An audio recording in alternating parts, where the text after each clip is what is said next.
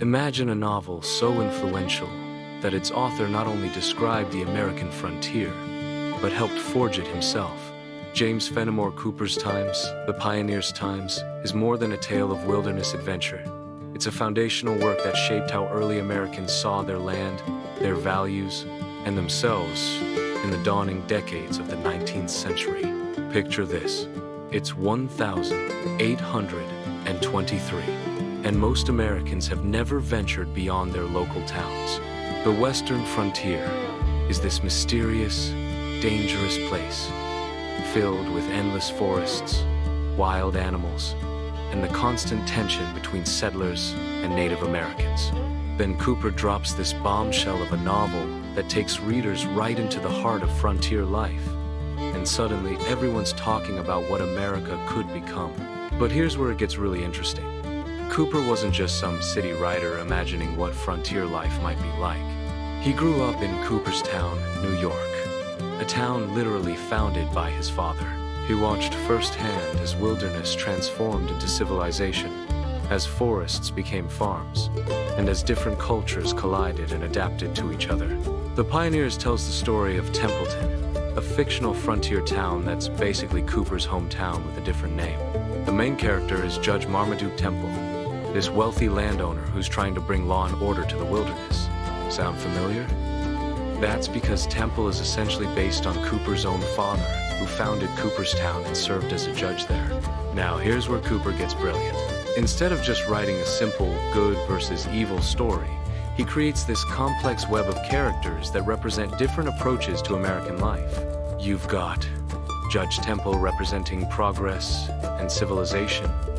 Then there's Natty Bumppo, this legendary frontiersman who lives by nature's laws rather than human ones. And you can't forget about Chingachgook, a Mohican chief who represents the Native American perspective on these massive changes happening to the land. The genius of this setup is that Cooper doesn't make any of these characters completely right or completely wrong. Temple wants to build schools and churches and bring prosperity to the region, but his methods sometimes destroy the natural beauty that makes the place special. Natty Bumppo understands the wilderness better than anyone, but he struggles to adapt to changing times. Chingachgook has this deep spiritual connection to the land, but he's watching his entire way of life disappear. What makes this even more fascinating is the timing. Cooper published The Pioneers just as America was going through this massive identity crisis. The Revolutionary War was still fresh in people's memories, but now they had to figure out what kind of country they wanted to build. Should they focus on rapid expansion and economic growth, or should they try to preserve the natural beauty and traditional ways of life that made America unique? Cooper basically took this national conversation and turned it into a gripping story. The novel is packed with scenes that show these tensions playing out in real life. There's this incredible sequence where the townspeople go on a massive fishing expedition that turns into environmental destruction, catching way more fish than they can possibly use. Natty Bumppo watches in horror as thousands of fish are wasted, and you can feel Cooper asking whether progress always has to come at such a high cost. But the book isn't just about environmental issues. Cooper weaves in questions about social class, racial relations, and the role of law in society. When Natty gets arrested for hunting deer out of season on land he's been using for decades, it raises all these questions about who really owns the wilderness, and whether traditional rights should trump legal ones. The romantic subplot between Elizabeth Temple and Oliver Edwards adds another layer of complexity. Their relationship represents the possibility of different social classes and backgrounds coming together in this new American society. But Cooper doesn't make it easy for them, because Edwards has this mysterious past that connects to the larger themes about identity and belonging in frontier America. What's really remarkable is how Cooper balances all these heavy themes with genuine entertainment. The book is full of adventure sequences, hunting scenes, and dramatic confrontations that keep you turning pages.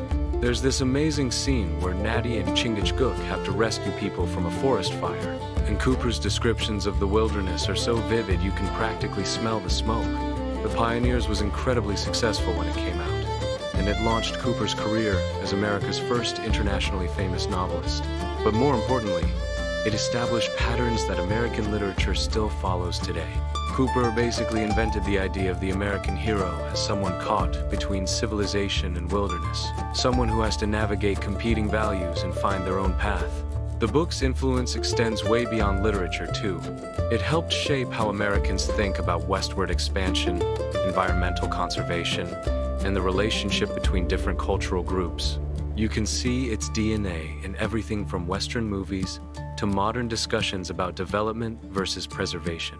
So, the next time someone tells you that old books aren't relevant anymore, remember the pioneers. Cooper was wrestling with questions about progress, identity, and belonging that we're still debating today. He just happened to set his exploration of these themes in a world where bears roamed the streets, and the sound of axes echoing through forests marked the advance of civilization. Sometimes the oldest stories have the most to teach us about who we are and where we're going. Cooper's Leatherstocking Tales brings the past to life for modern readers.